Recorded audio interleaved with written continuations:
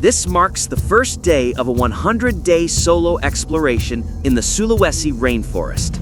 It is a research journey to understand the forest more deeply, living a nomadic lifestyle by relying on skills and natural science knowledge to survive.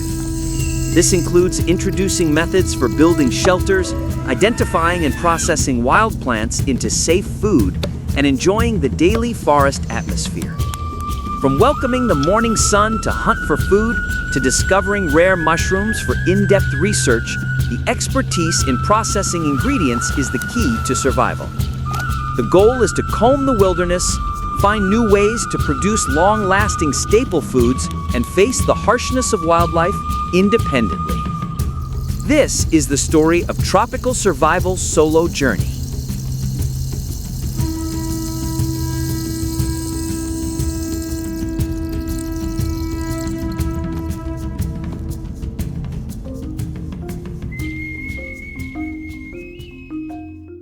On a cold morning, between the gaps of the trees and a cluster of karst rocks, I continue my journey. This time, I will look for a suitable location to build a shelter and gather food. I have to cross the karst cliffs, hoping to find food sources on the other side. Climbing cliffs like this is highly discouraged, especially without a safety rope, as it can be dangerous.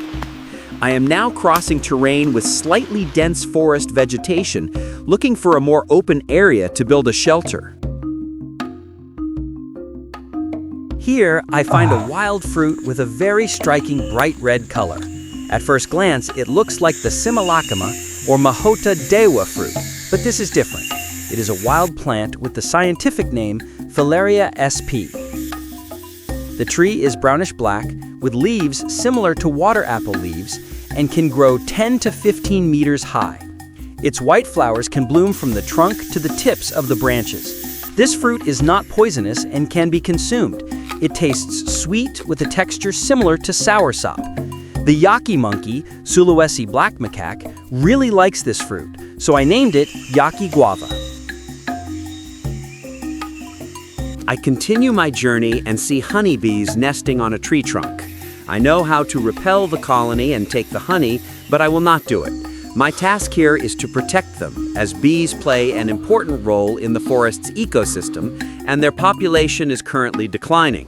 The weather today is quite good. Hopefully it doesn't rain before I find a good location for a shelter. From a height, I see a small river down below and immediately approach it. Sure enough, there is a small river here. I will rest for a moment. The river water is quite clear, and I try drinking it. It feels very fresh. After observing, it seems there are many food sources around here that can be processed. I decide to find a safe place to build a shelter in this area. Not far from the river, I find a slightly open location with flat ground and no large threatening trees, signaling it's a safe place to build. It is filled with undergrowth, but I will immediately clear it. Although this is quite draining, I feel happy to finally enjoy the sunlight after being battered by storms for days. The place must be completely clean, as I plan to spend 2 days here gathering staple food ingredients before continuing my journey. I make a path to the river to easily access water, which is only about 15 meters away. The weather is starting to change, and it looks like rain will fall soon. Now I will look for wood for the shelter frame. I find many fallen trees, likely from a storm a few days ago, and I will use them. I begin cutting the wood one by one. One must be careful around fallen trees like this because pythons often hide underneath. I continue cutting and gather the materials. After the wood is collected, I prepare the posts, sharpening them so they are easy to stake into the ground. I stake the first post, then the second. After the first 2 posts are strong, I install the top crossbar and tidy it up. I continue by staking the 3rd and 4th posts. Next, I look for natural rope, finding many vines to use for tying the shelter frame. Knot tying skills are essential here. If tied incorrectly, the shelter could collapse in a storm.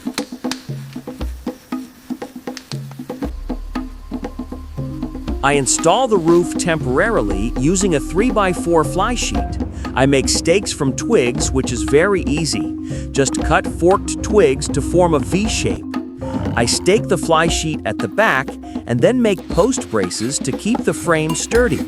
I add a small piece of wood on the terrace to tie the fly sheet, then make a center pole to increase the roof slope, pulling the fly sheet taut so it's not slack. I will make the bed using 4 medium-sized stones as posts and then install the frame. For the floor, I find bamboo grass, a type of thorny bamboo, Bambusa blumiana. It is one of the strongest of the 176 bamboo species in Indonesia, but it's difficult to harvest because its entire stem is protected by thick thorns. I will only take its dead stems.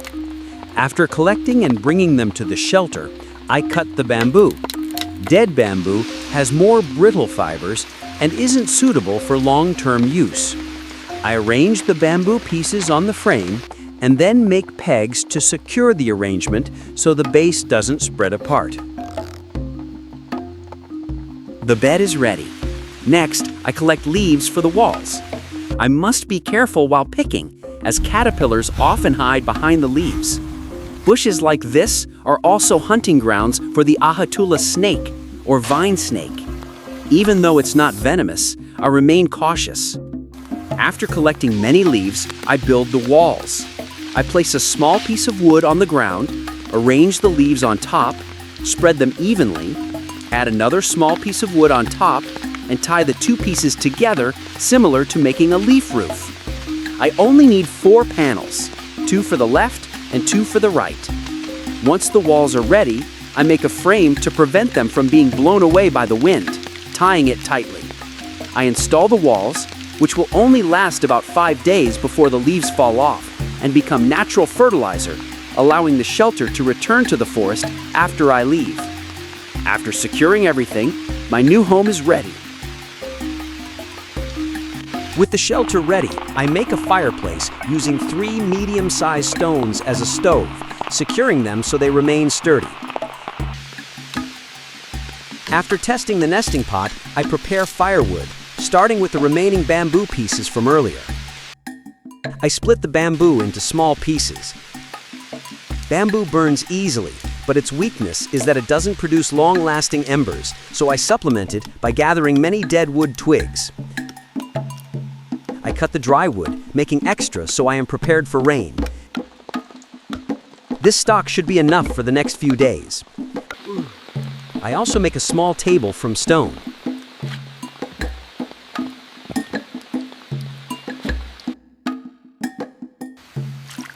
As the day gets late, I look for food.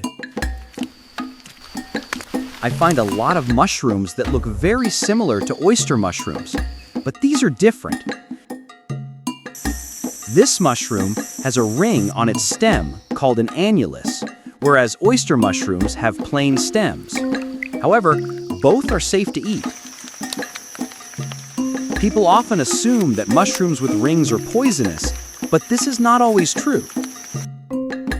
This mushroom, a lot mushroom, Lentinus Mushrooms, is a close relative of the wild oyster mushroom from the Polyporiaceae family and the Lentinus genus. It contains important nutrients like carbohydrates, protein, minerals, fat, vitamins, and fiber, making it very safe to consume. Its taste is just as delicious as oyster mushrooms. I pick the mushrooms, using a wide leaf to pack them, and continue searching. I find a beautiful begonia plant, Begonia grandis. Locals call it hariang, or hariang anting gadis, girl's earring, because its flower resembles an earring. Its leaves are imperfectly heart-shaped, and its finely hairy stem loves to grow on mossy limestone walls. This begonia only grows in humid rainforests. It is not poisonous and can be eaten raw or cooked. It tastes slightly sour and has a high water content. I take some for additional food and head back, but this won't be enough to make me full. I continue looking for other ingredients containing carbohydrates and find a Sarai tree. This palm plant is one I use as a staple food while in the forest because its carbohydrate content is quite high. I only need one stem. First, I process the mushrooms by cutting the stems and tearing the caps to make them easier to clean and chew. Next, I work on the hariang leaves, picking the young ones. The stem of this plant can also be eaten. I continue by processing the Sarai stem, peeling it until I find the innermost part, called umbut, or pith. All palm trees, like coconut, sugar palm, and sago, have this pith. I cut the Sarai pith into small pieces. After processing all the ingredients, I wash them in the river until they are completely clean. It's late afternoon, and the sun is setting. I turn on the terrace light, which looks more attractive with its yellow glow in the dimming jungle. I prepare the fire, first making wood powder to use as a fire starter. I line the stove with firewood, pour the powder in, and burn it. The fire is lit. It's time to cook the mushrooms and the Sarai pith first. The hariang leaves will be added later. While waiting, I tidy up the shelter, my favorite moment in the forest. The soup is boiling. I add a little salt. There's no need for MSG, as the mushrooms contain glutamate, a natural flavor enhancer. I add the hariang leaves and let it boil for about 10 minutes. I go to the river to get drinking water. The soup is cooked. This dinner is a combination of Umbut Sarai, Lentinus mushrooms, and hariang shoots. It tastes sweet, savory, and slightly sour from the hariang leaves. The nutrient content of these three ingredients will keep me full for the next 12 hours. I drink some water. I hate that. I experienced an annoying moment when I was making the roof frame. I forgot to press the record button on the camera, even though I had turned it on. Now I get ready for bed, take off my clothes, and hang them up. I will sleep using a sleeping bag with leaves for a doormat so the sleeping bag doesn't get dirty. Good night.